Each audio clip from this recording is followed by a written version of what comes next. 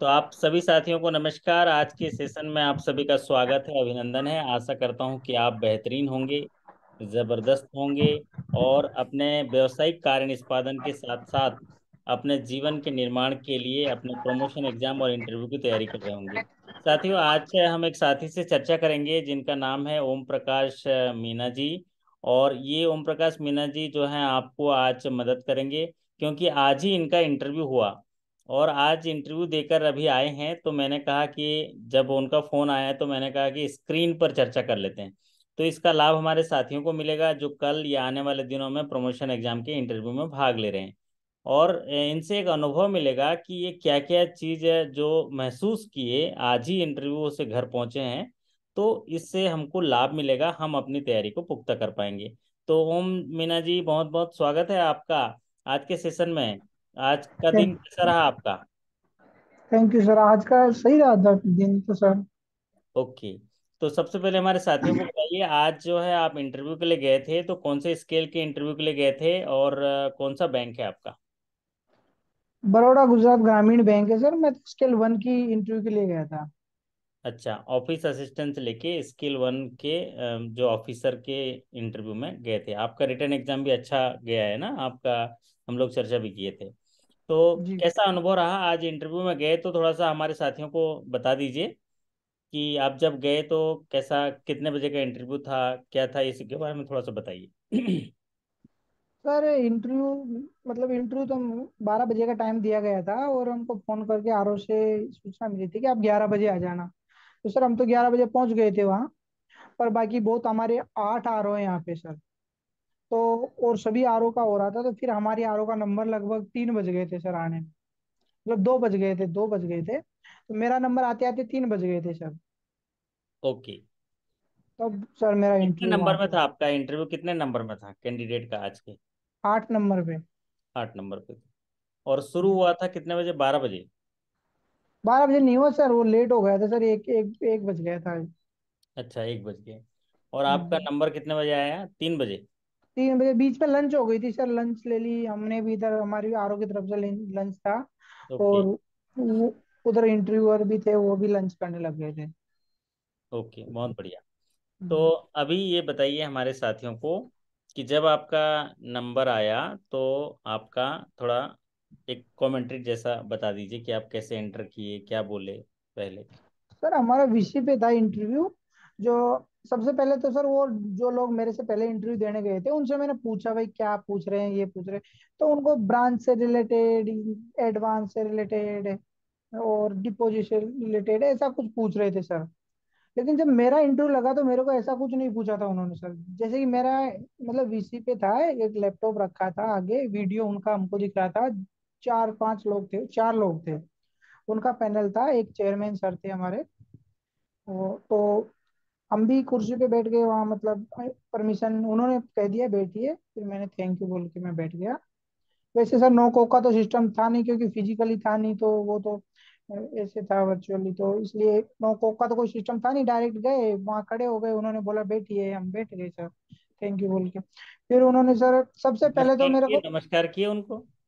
जी जी। अच्छा। जाते शुरू ही में आपने नमस्ते गुड किया? गुड गुड आफ्टरनून किया सर। गुड आफ्टरनून किया, ओके। गुड आफ्टरनून सर ऐसे बोला मैंने। अब पता नहीं वो सुने थे कि नहीं, क्योंकि आवाज थोड़ी कम ही आ रही थी मुझे भी। और उनके ऊपर मैंने किया था सर। फिर उन्होंने बोला बैठिए, फिर मैं बैठ गया। थैंक यू बोला मैंने। फिर उन्होंने पहला क्वेश्चन तो मेरे को सर ये पूछा कौन सी ब्रांच से हो आप। तो मैंने मेरी ब्रांच का नाम बताया। फिर उन्होंने पूछा कि क्या आप मैनेजर के साथ बाहर जाते हो रिकवरी पे या किसी काम में। फिर मैंने कहा सर जाते हैं, लेकिन ज्यादा मौका नहीं मिलता, पर जब भी मौका मिलता है हम जाते हैं। तो उससे थोड़ा डिसअपॉइंट लगे मुझे, वो जो ऐसे लगे थोड़ा कि आप जाते ही नहीं हो मैनेजर के साथ। क्या है, वो सर जाते तो है पर दो की ब्रांच है तो सिंगल विंडो है, तो सर ब्रांच में भी कोई रहना जरूरी है। इस तरह कम जा पाते हैं, जाते तो है। फिर उन्होंने लोन के बारे में पूछा कि लोन कैसे करोगे। फिर मैंने अच्छा, बताया उन्होंने ये सर। पूछा कि एडवांसेस कैसे बढ़ाओगे, कि एडवांस लोन कैसे करोगे, ऐसा बोला क्या? लोन लोन लोन लोन के ही डायरेक्ट लोन का ही नाम लिया उन्होंने कि लोन कैसे करोगे। पहले तो ब्रांच मैनेजर का नाम पूछा, फिर मैंने श्री लगा के नाम बता दिया उनको। सम्मान से श्री गौरव बजाज करके थे। तो मैंने कहा श्री गौरव बजाज हमारे ब्रांच मैनेजर है। मैंने कहा बाहर जाते हो क्या? फिर मैंने वो जवाब दिया, अभी बताया आपको मैंने। फिर सर उन्होंने मेरे को लोन कैसे करोगे, कौन सी करोगे? तो फिर मैंने कहा सर जहाँ मेरी पोस्टिंग होगी वहाँ अपॉर्चुनिटी देखेंगे। जो अपॉर्चुनिटी वहाँ होगी, जैसे कि कोई सिटी में पोस्टिंग है तो हाउसिंग वगैरह है जो भी होंगी, वहाँ अपॉर्चुनिटी सर्च करके सर उस हिसाब से हम प्रोफाइलिंग करेंगे वहाँ की, और फिर उस तरह से हम लोन करेंगे।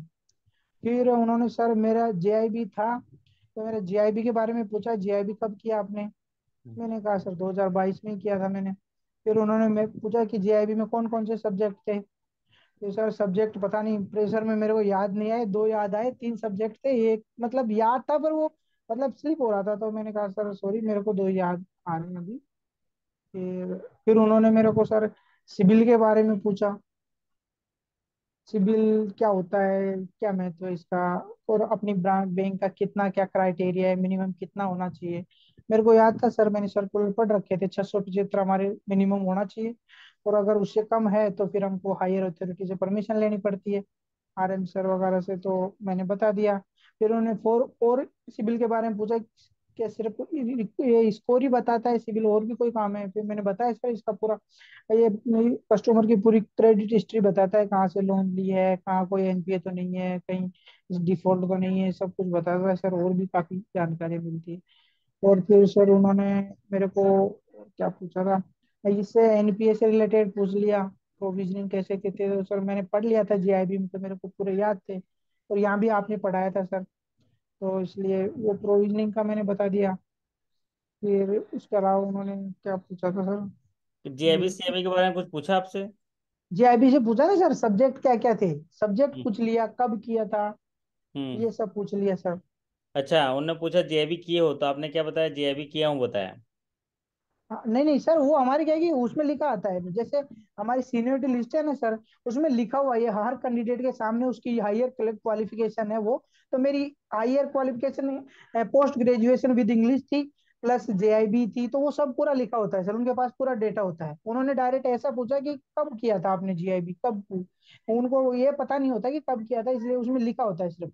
तो उन्होंने कहा कि आपने जीआईबी कब की थी, ऐसा ही पूछा था सर। फिर उन्होंने सोशल सिक्योरिटी स्कीम्स के बारे में पूछा कि सोशल सिक्योरिटी स्कीम कौन कौन सी है हमारे यहाँ पे मुख्यतः चले, तो सर मैंने बता दिया उनका नाम। फिर उन्होंने पूछा कि एपीवाई में मिनिमम कितनी पेंशन होती है, वो मैंने बता दिया सर कि 1,000 रुपए से स्टार्ट होती है, 5,000 तक होती है। और फिर उन्होंने पूछा कि ये जो एडवांस है ये लाइबिलिटी है या फिर असेट हमारे लिए, तो मैंने बता दिया सर असेट है। इस प्रकार सर मैंने जो भी उन्होंने पूछा वो सब मैंने जवाब दिए थे। पर अंदर पता नहीं सर, मैं फर्स्ट टाइम था इसलिए मैं सर आपसे रिक्वेस्ट करता था सर, मेरा मौक ले लो, मैं थोड़ा खुल जाऊं। पर एक हम्म। बार ही मुझे मौका मिला था सर मौक का, तो मैं थोड़ा ऐसे ही था, बाकी जवाब तो मैंने सारे दिए थे। पर मुझे ऐसे लग रहा था कहीं मैं थोड़ा ऐसे अंदर से ऐसे ना हूँ क्या, क्योंकि मैं फर्स्ट टाइम दिया था।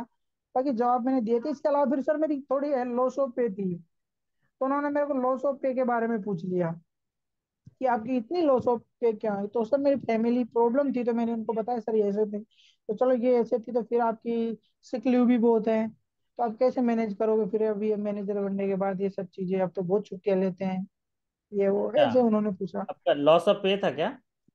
हाँ सर लॉस ऑफ पे थी मेरी 3-4 महीने की। अच्छा, तो उसको क्या कैसे पूछा उन्होंने, किस तरीके से? उन्होंने इस तरह पूछा कि ये आपके इतने लॉस ऑफ पे कैसे हैं, आप हाँ। बहुत ऐसे लॉस ऑफ पे लेते हो, ऐसे कैसे मैनेज कर पाओगे अभी मैनेजर बनने के बाद ये इतना। मैंने हाँ। बताया सर वो प्रॉब्लम थी और मेरी 2019 तक थी, उससे बाद में आप सर रिकॉर्ड देख सकते हो, मेरा कोई लॉस ऑफ पे नहीं है। मेरी प्रॉब्लम थी उस टाइम पे, मैं घर का अकेला बंदा हूँ और अकेला थोड़ा जिम्मेदार इंसान हूँ, और कोई है नहीं, मेरे भाई भी नहीं है, पापा भी थोड़े थोड़े लिटरेट है, तो उनको कुछ पता नहीं चलता, सारी जिम्मेदारियां थी, कुछ प्रॉब्लम हो गई थी मम्मी को और पापा को, तो वो मुझे ही देखना पड़ता था, इसलिए सर मैंने की थी। फिर उन्होंने बोला चलो ये है ठीक है, फिर आपकी सिक लीव कैसे है इतनी? फिर मैंने उसका बताया कि सर, फिर उन्होंने ऐसे ही कहा कि अब कैसे, फिर मैंने कह दिया मैं कर लूंगा सर मैनेज में। मुझे ऐसे नहीं बोलना चाहिए था, मुझे ऐसे लगा कि मुझे ऐसे नहीं बोलना चाहिए कि मैं सब कर लूंगा सर अब मैनेज, मुझे ऐसे बोलना चाहिए था कि कुछ और, पर मैंने ऐसे बोल दिया कि सर मैं सब कर लूंगा मैनेज, अब कोई दिक्कत नहीं है ऐसे। पता नहीं मैं घबरा गया था थोड़ा, ऐसे मुझे लग रहा था ऐसा सर। उन्होंने कई और सोशल जैसे एनपीओ वगैरह ये सब पूछे, सोशल सिक्योरिटी के बारे में पूछा, ये सब कुछ एसएचजी के बारे में पूछा। और लास्ट में मेरे को उन्होंने ये पूछा था कि जो हाँ हाँ, हेलो सर। बोलिए। लास्ट में सर मुझे उन्होंने ये उस सिविल का ही लास्ट में क्वेश्चन पूछ लिया था। हाँ। क्या सिविल में मान लो कोई डिफॉल्ट है माइनर, तो क्या उसको माइनर अमाउंट के लिए वो अगर डिफॉल्ट है तो क्या उसको इग्नोर किया जा सकता है?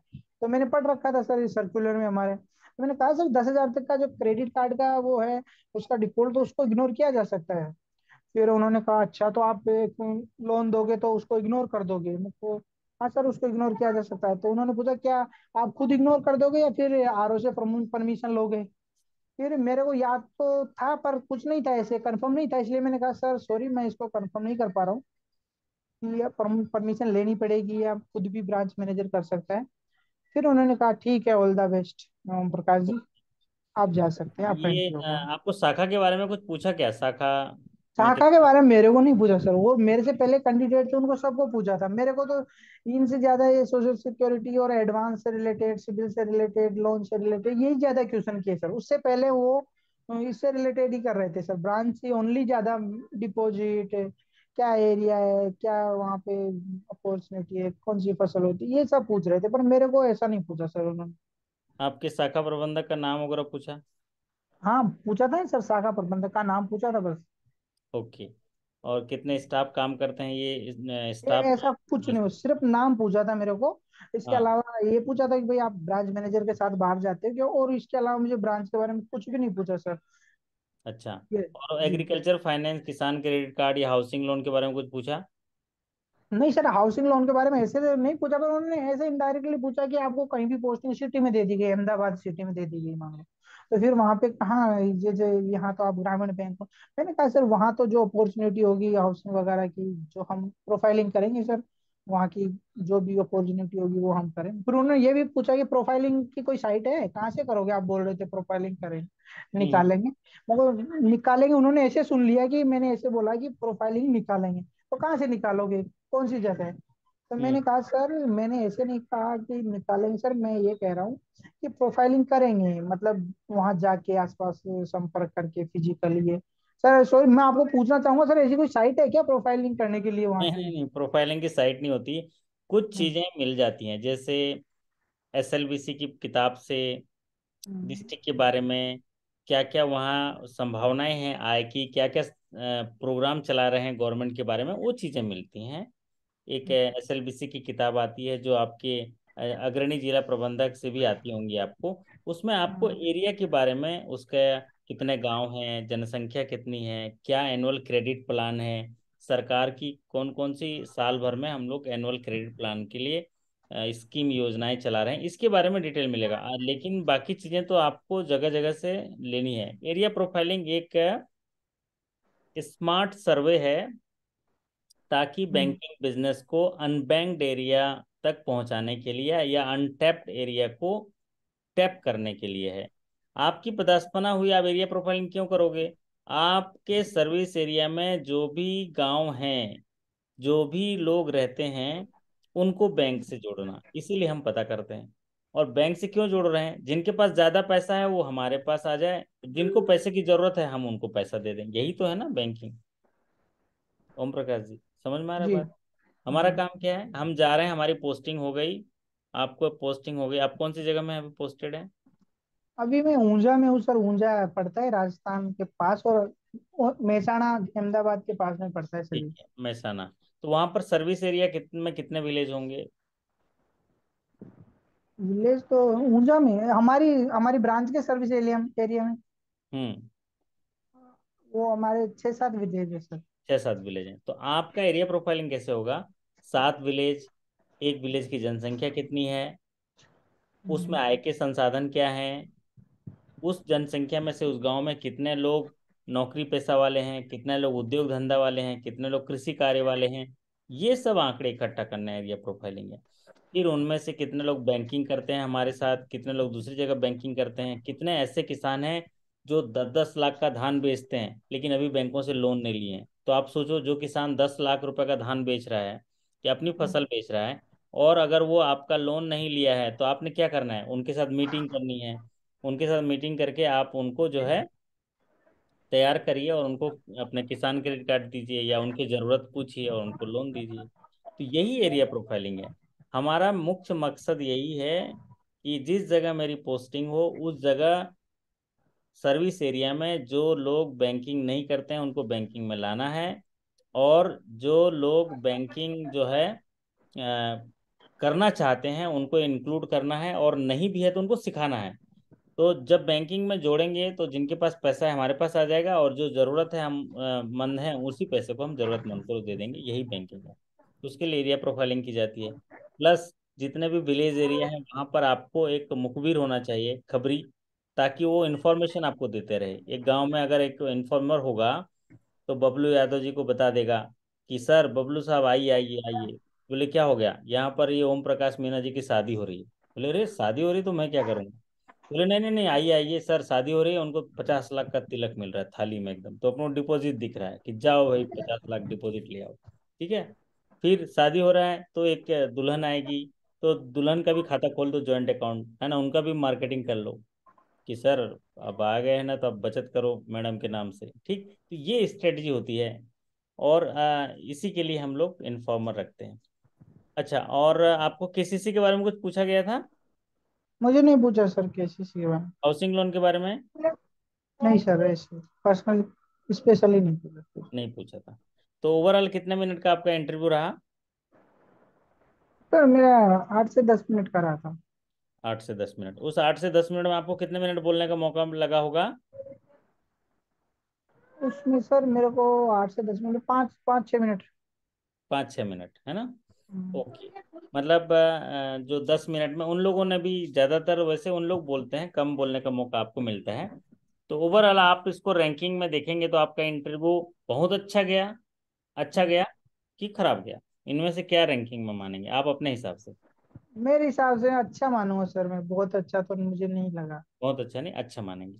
हम्म। हाँ, प्राय ऐसा होता है, जो भी कैंडिडेट आते हैं ना वो अपने आप को बहुत अच्छा कहने वाले 2% होते हैं, और 80 से 85% अच्छा कहते हैं, और बाकी जो 12-13% जो होते हैं वो खराब गया बोलते हैं। हम्म। लेकिन इसमें ये देखा गया है जिनका खराब भी गया है उनका भी सिलेक्शन होता है। देखिए हमारा तौलने का तरीका अलग है। एक एक साथी को मैं ऐसे देखा हूँ जिनका कहना है कि मेरा तो इस बार हो ही नहीं सकता, इतना खराब गया है, लेकिन उसका हुआ है। रीजन क्या होता है, कई बार इंटरव्यूअर जो आपको ग्रिल करने की कोशिश करते हैं आपको ना, जैसे ईडी सीबीआई ग्रिल करते हैं ना, वैसे टाइप का ग्रिल करने की कोशिश करते हैं, आपको देखना चाहते हैं कि आप उस परिस्थिति को कैसे सामना करते हो। आपसे कोई उत्तर की अपेक्षा नहीं है, वो कठिन ही कठिन पूछेंगे, लेकिन उसको कैसे आप हैंडल करते हो, अपने बॉडी लैंग्वेज से, अपने एक्सप्रेशन से, है ना, ये सारी चीज़ों से आप कैसे उसको सामना करते हो, या कम बोल के आप कैसे उस चीज़ को हैंडल करते हो, उसको देखने की कोशिश करते हैं। तो किसी जैसे को तो सर डरा दिया, हमारे वहां गए थे उनको डरा, क्या करते हो आप ब्रांच में, कुछ बिजनेस नहीं है, कुछ करते नहीं हो आप, क्या बैठे रहते हो वहां पे, क्या करोगे आप आगे, क्या कर पाओगे ये। वो बेचारा डर गया पहले उसको। ऐसा ऐसा बोल दिया चेयरमैन सर, कुछ नहीं है, मैं देख पा रहा हूँ, कुछ बिजनेस नहीं है, क्या करते हो, कुछ सोशल सिक्योरिटी में कुछ नहीं किया आपने, या कुछ एडवांस नहीं है, कुछ डिपॉजिट नहीं करते, क्या हो आप, हम्म। बोलो। ऐसे ऐसे तो कर दिया। उससे अगर सवाल पूछेंगे तो जवाब भी नहीं देते बनेगा फिर, है ना उसको। हाँ, ऐसा ये घबरा दिया। ग्रिल है।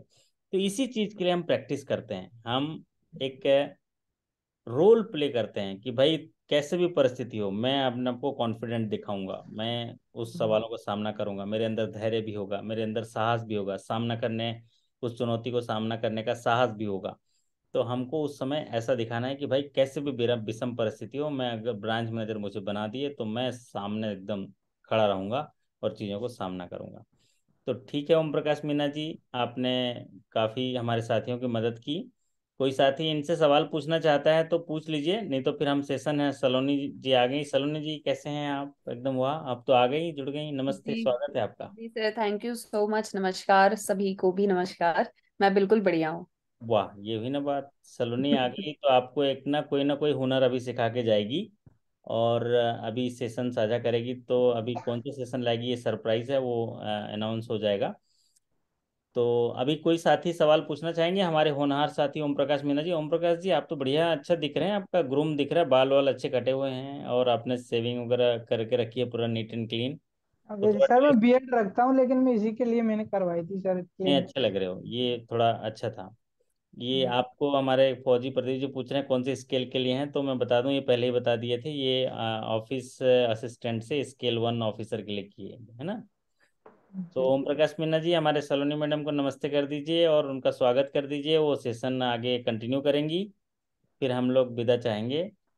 तो सलोनी मैडम आप हाँ, जी, नमस्कार मैडम। से पढ़ाते हैं, नमस्कार आप नमस्कार हमारे सर। हमारे साथी जो है ना बहुत सारा कमेंट करते हैं, पॉजिटिव कमेंट्स करते हैं कि सलोनी मैडम अच्छा कनेक्ट कर पाती हैं जी और हम लोगों से अच्छा बातचीत करती हैं, सरल भाषा में बातचीत करके सिखा देती हैं। तो मैंने उनको जी बताया सर। था कि बेहतर से बेहतर की तलाश करो, अगर नदी मिल जाए तो समंदर की तलाश करो, एक पत्थर से तो शीशा टूट ही जाता है, लेकिन पत्थर टूट जाए पत्थर आप टूट ऐसे जाए शीशे ऐसे की तलाश शीशे की करो, तलाश। ऐसे शीशे की तलाश करो।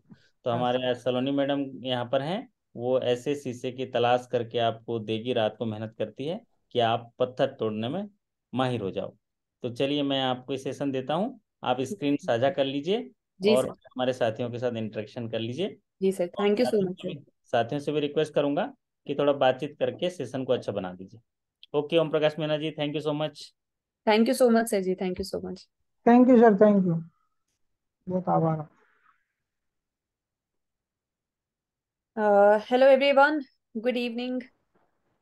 Good evening Gautam ji, good evening Om Meena ji, good evening Pradeep ji, good evening everyone. So आज का ये जो हमारा सरप्राइज वाला सेशन था, ये स्पेशल सेशन होगा सेंट्रल बैंक